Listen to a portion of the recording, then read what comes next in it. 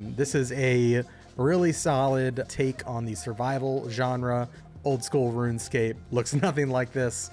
So it's a cool, fresh interpretation. You can see I'm fighting a cow. I was not expecting that. I was just thinking, wow, what a great looking cow. Is really giving the cow in Mario Kart World a run for his money.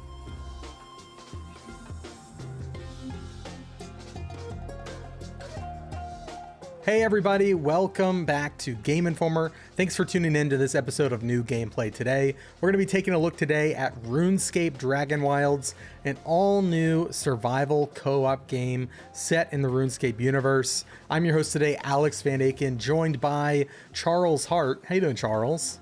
I'm doing great. Good.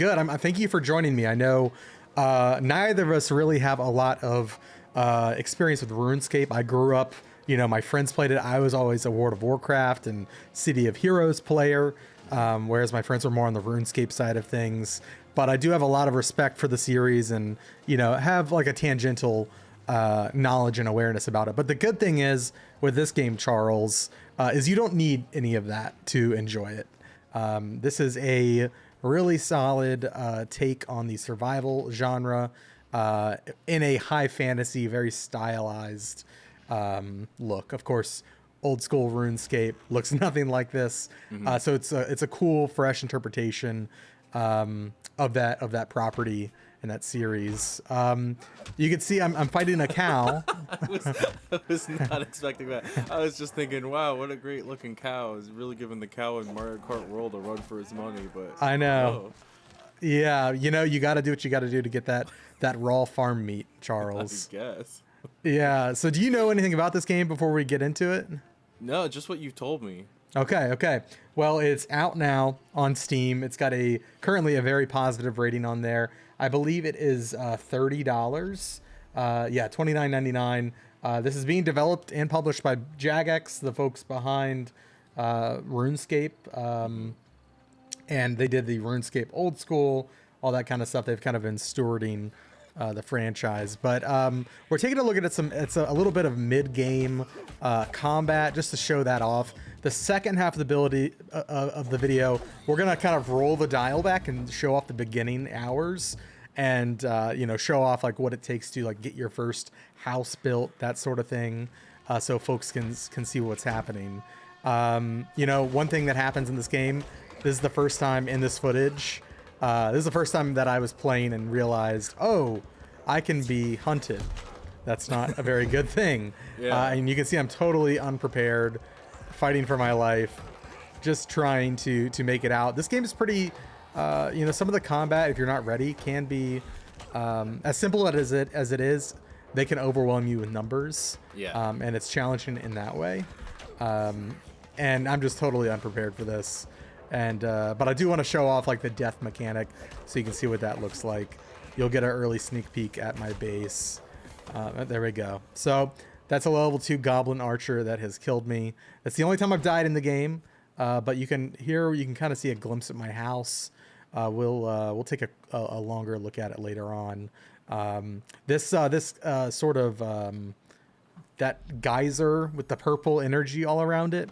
That is essentially where you can go and mine runes, which are required for the spell casting in this game, and that's a pretty big difference in my opinion from VALHEIM early access. I played a lot of that.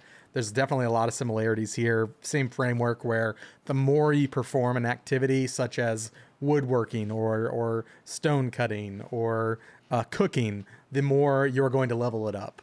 And so by simply playing the game, you progress your character, and with those level ups, you get access to new abilities, spells, as well as new recipes for you to make with the crafting system, which is pretty robust. So here's my gravestone. That's we'll get all my stuff back and we'll keep it moving. But Okay. Cool. Yeah, so it's you don't lose all of your stuff, but you'd have to run back and get it. And here you can see I'm taking my revenge. Is this game in early access? Did you say, or is it is? It is in early access. So I believe right now they have 2 to 3 areas in the game. It's fairly large, you know. There's a whole castle and such that you can go to and fight. I believe there's a dragon boss that you can fight as well. I think that would probably take you probably like 5 to 10 hours to get to. And this area of the game, I'm probably about four-ish hours in, maybe 5, and really just kind of getting my bearings with a lot of the stuff. So you see, I just unlocked a new perk called the Tempest Shield. I'm not going to use it right now because I don't believe I have the runes for it.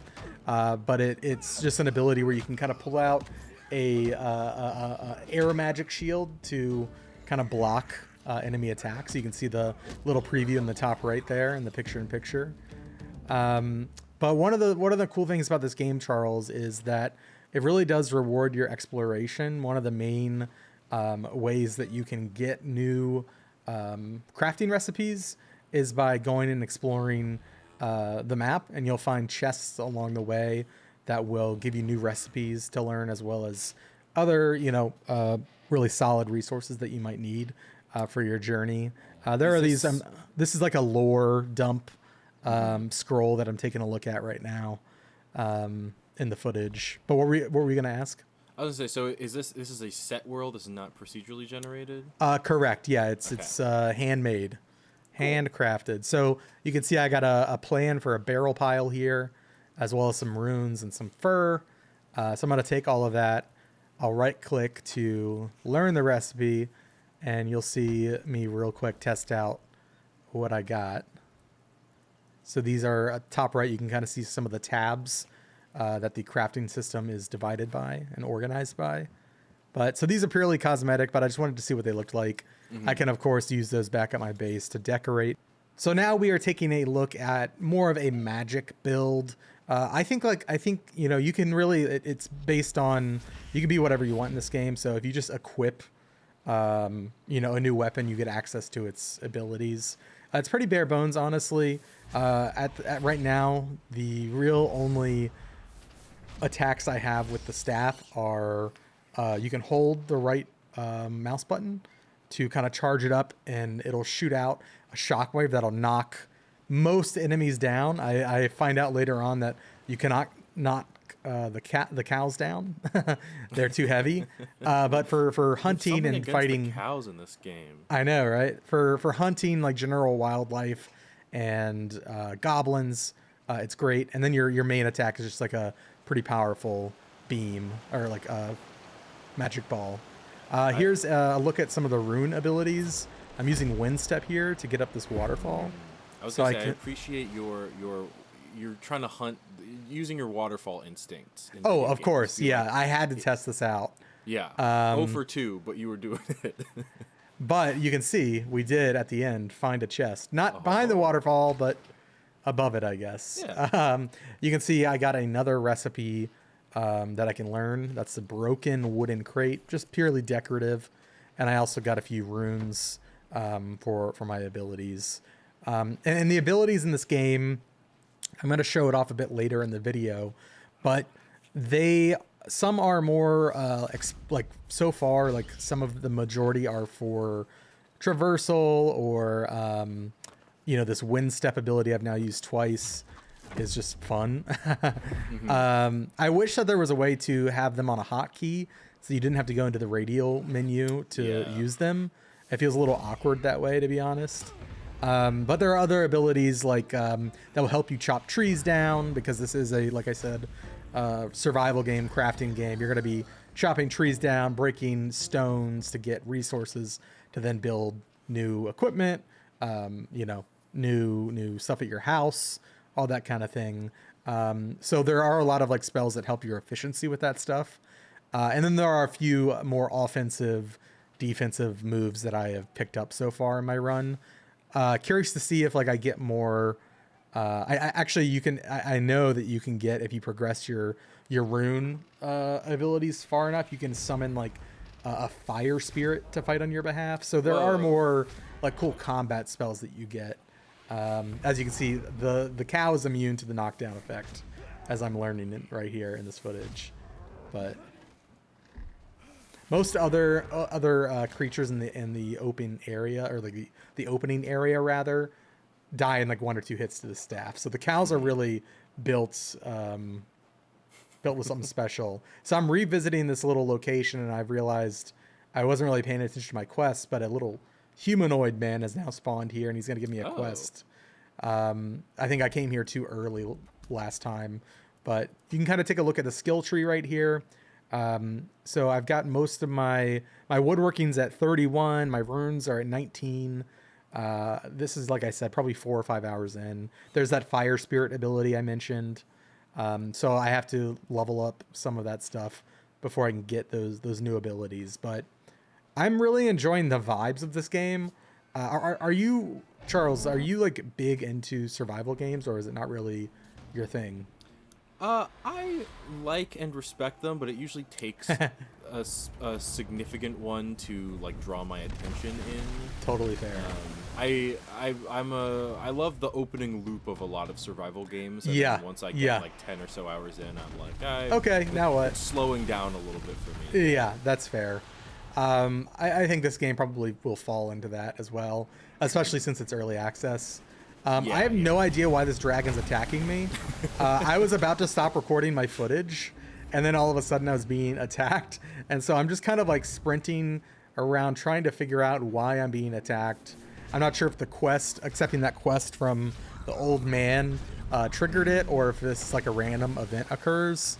But yeah, you can see him flying around there, just causing trouble. It's very, very nerve-wracking in the moment.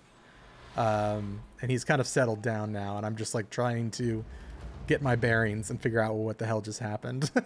Is it maybe like a lore thing in the game? Like dragons just attack you sometimes? Yeah, I mean, like RuneScape, like and dragons go way back. The world is called Ashenfall, and it's like a continent within RuneScape. I'm not sure if Ashenfall is a place that you played in the old games. Like I said, I was more of a WoW guy. But yeah, dragons are at play. I've been reading lore drops in the game where it seems like certain factions are teaming up with the dragons and working for them. It's a lot of like high fantasy stuff. So goblins, dragonkin, that sort of thing. You can get a good glimpse of my house right here. But I'm going to jump back and show us kind of the beginning of the game now. Now that I've kind of showed like what some of that early mid game looks like. Now we're going to kind of show off the first moments of the game. The character creator is solid. Nothing, to write home about, but I think it gets the job done. You can do custom colors for eyebrows, facial hair, as well as your regular hair. A few different faces to choose from, skin tones, body type, 2 body types, eye color. And so your opening moments, you leave this temple, and you're instantly greeted by a dragon flying off into the distance. Seemingly the same dragon that attacked us earlier, Charles, just a few moments ago. But we're going to talk to Doric. He is a dwarf that gives us I'm not sure if he's a dwarf in the lore. He looks like a dwarf to me. Dwarf vibe. I hope he is. For maybe his sake, human. 'cause you're roasting him. I know. Hey, he looks cool. But he kind of tasked you early on with getting your basic tools built. So I'm going to be skipping through a lot of this because if you're familiar with survival games, the first hour can sometimes just be you running around building a few things, and it's like, oh, where'd the time go? So I'm kind of fast forwarding through some of this stuff to show the progress. I'm making my first stone club, a few pieces of clothing, and I'm going to continue, doing some of those early quests. It is, there's an option when you start the game to choose either guided or unguided. I'm not sure the exact terminology that they use, but I chose to go the guided route just to see what that would look like. I do consider myself somebody who plays a lot of these games, but just for the sake of covering it, I felt like I should follow like the what they think is the guided path just to see where it takes you. But you can totally kind of start building and crafting right away. There are some recipes and such that are locked behind quests, but there's a lot to do in the early hours.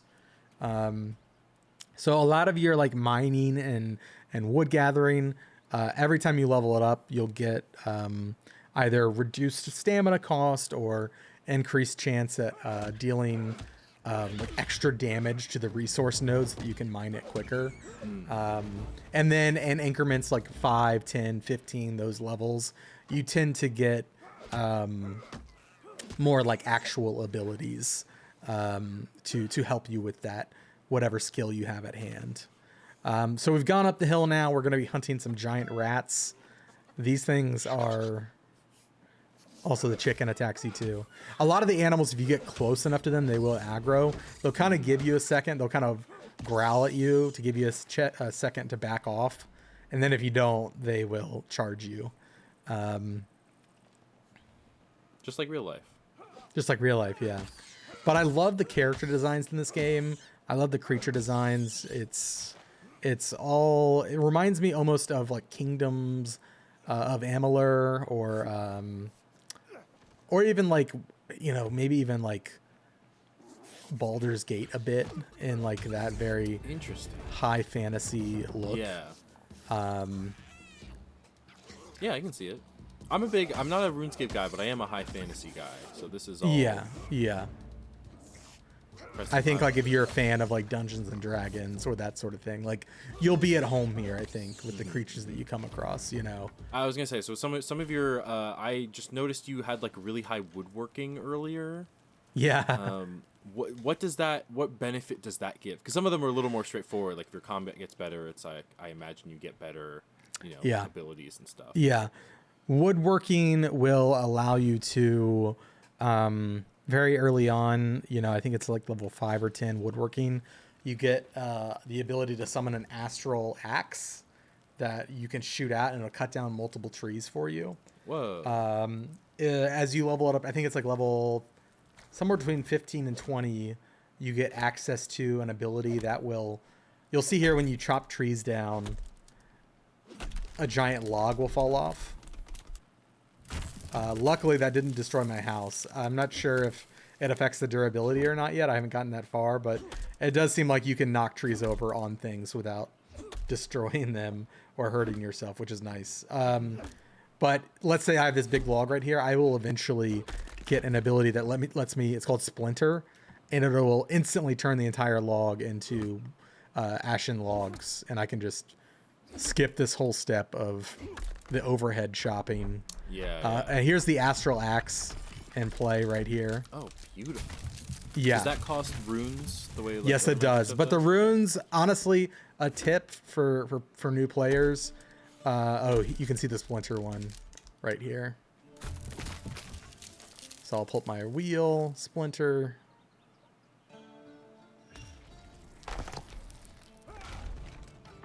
I love that. Yeah, and so there's a similar one for stone cutting as well. You can walk up and explode. I think it's called Rock Explosion, and you walk up to a big ore and you cast it, and it turns it all into stone that you can use for building purposes. But we're gonna be progressing pretty quickly here with my base. I skip a lot of the. I probably spent 4 to 5 hours on this base building it. Now that I think about it, I've probably sunk closer to like 10 hours into the game, not 4 or 5, because I realized looking back at this footage just how much I like redid my house, and yeah, definitely full recordings of just me messing with the living room and like trying to get the roof right. But if you're into that kind of gameplay, it's definitely here for you. I really do enjoy the pace at which you get new crafting parts. And it won't be in this footage, but in the section of the game I just got to, I leveled up my construction and woodworking enough that now I have access to like tier 2 building materials, and it's like a totally different aesthetic. It's got like some stone, like stone fantasy house looking thing. And yeah, so I imagine like you just continue as you get better materials, you can kind of, your house will look better and you'll unlock new recipes.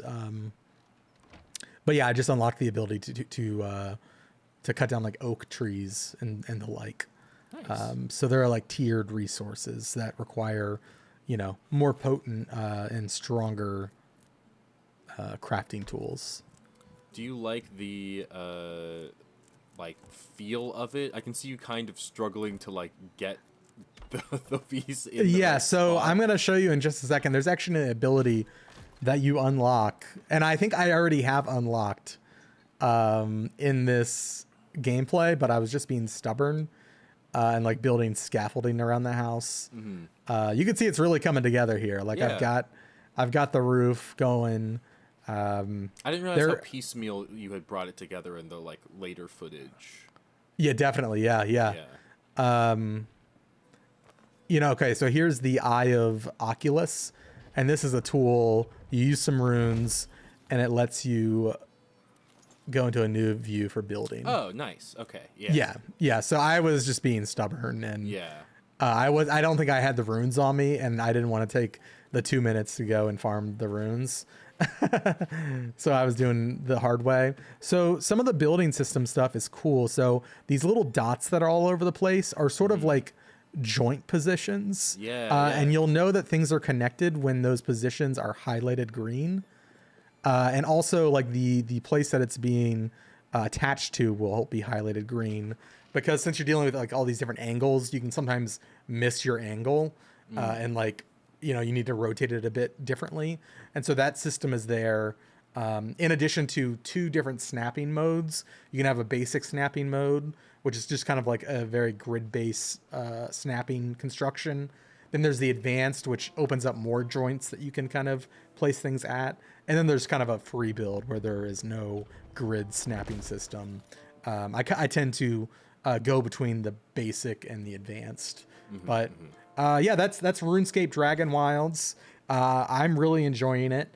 I think it's a cool little surprise that, we didn't even know about this game 2 weeks ago, and now it's out in early access on Steam. Like I said, it's $29.99, and having a really good time with it. I suggest if you're into this if you're a fan of VALHEIM or Minecraft, or just like high fantasy, I don't think this is a cozy game per se, rather, but it's in that realm. If you like sinking time into building a base and expressing yourself in that way, it's a cool game, and I recommend it. So, yeah. Sick. Well, Charles, thank you for joining me. Thank you all for listening and watching out there. Really appreciate it. If you're new around here, be sure to hit that subscribe button, click the notification bell so you don't miss another video. And if you don't mind, leave a like on the video to help us out in the algorithm. All right, we'll see you all next time. Thanks for watching new gameplay today. We'll see you next time. Bye.